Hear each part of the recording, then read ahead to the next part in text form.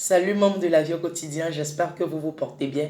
Alors je reviens aujourd'hui avec un nouveau sujet. On va parler du mariage coutumier, de la dot ici en Afrique. Il faut reconnaître que c'est devenu un véritable business pour certaines familles, pour certains peuples qui abusent un tant soit peu de ce principe-là.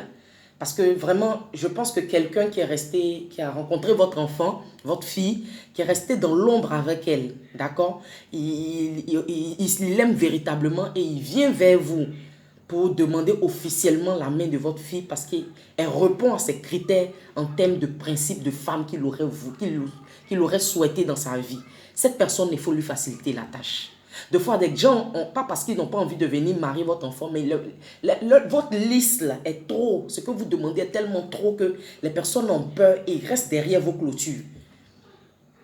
Quelqu'un qui vient vers toi pour demander la main de ta fille, c'est qu'il considère ta fille, il l'aime réellement et c'est ce qui devait compter, l'amour qu'il porte à votre enfant. Vous devez être plutôt rassuré de ce que ce soit un responsable, quelqu'un qui va véritablement prendre soin de votre fille, quelqu'un qui va la respecter, qui va l'aimer, qui sera là pour elle.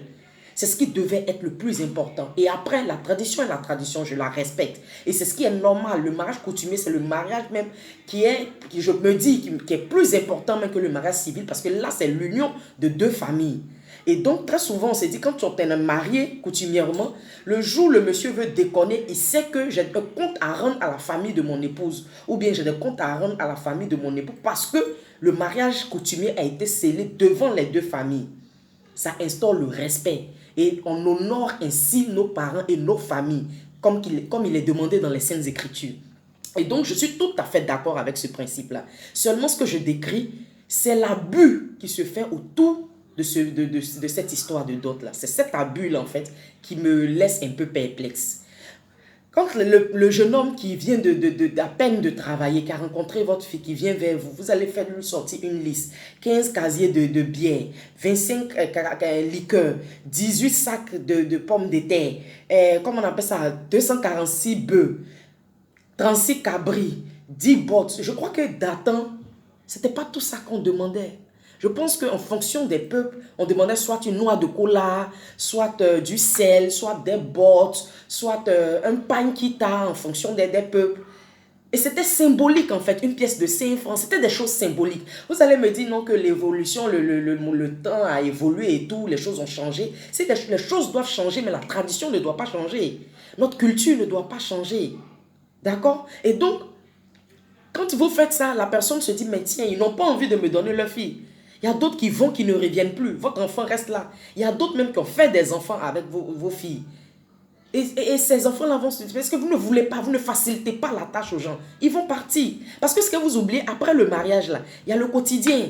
Les factures sont sur sa tête. Votre enfant, même si elle mange, c'est lui. Si elle est malade, c'est lui. Donc, il y a la scolarité des enfants.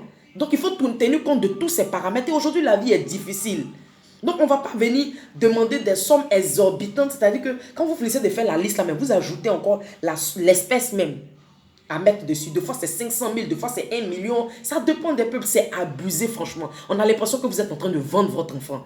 Si vous la vendez aussi, ce n'est pas un problème. Vous faites une vitrine, vous affichez, vous exposez vos filles dedans avec le prix. Comme ça, quelqu'un, avant de venir la chercher, là, quand il voit peut-être d'autres, des millions d'essais, là, pour Akissi, là, c'est 2 millions. Pour Marie-Madeleine, là, c'est 500 000. En fonction de ses revenus, là, il va s'engager. Là, lui-même, là, il a vu et puis il allait acheter. Là, il sait qu'il est venu acheter votre enfant. Parce que quand vous faites, c'est plus demain, la fille est dans son couple, le monsieur se dit que j'allais l'acheter. Et ça, c'est un manque de respect qui arrive. Quand il te parle, oh, je t'ai acheté chez tes parents, hein. Oh, tu m'appartiens maintenant. Et il fait subir plein de choses à vos enfants. Le plus important, c'est de savoir que la personne a des valeurs nobles qui pourra transmettre, qui pourra voilà, lui permettre de respecter votre enfant, de l'aimer véritablement. C'est ce qui pour moi est le plus important. Et donc c'était ma façon à moi de décrire ce comportement-là de certaines familles, de certaines traditions. Il faut vraiment qu'on revoie les choses. Il faut qu'on fasse les choses dans les normes. C'est très important. Pour nous-mêmes, il ne faut pas se détacher de la tradition. Il faut rester dans la tradition. Et quand c'est comme ça, même la personne vous respecte. La personne respecte votre famille. Parce que ces gens-là qui sont restés longtemps, vous voulez que les gens restent dans des relations derrière la clôture, en train d'appeler vos filles, pis, aller coucher avec elles, faire des enfants et puis laisser dans vos mains. Donc les personnes qui prennent le courage de venir, c'est qu'ils aiment vos enfants. Respectez ces personnes et facilitez-leur la tâche. Au pire des cas, vous allez vous retrouver, vos filles vont faire enfant et puis elles vont rester dans la maison comme ça. Et puis même peut-être aussi, si c'est ce que vous voulez aussi, il n'y a pas de problème, la vie c'est un choix. Donc d'ici là, portez-vous bien, chers membres de la vie au quotidien, je vous embrasse, je vous fais plein de bisous. Et puis on reste toujours connectés.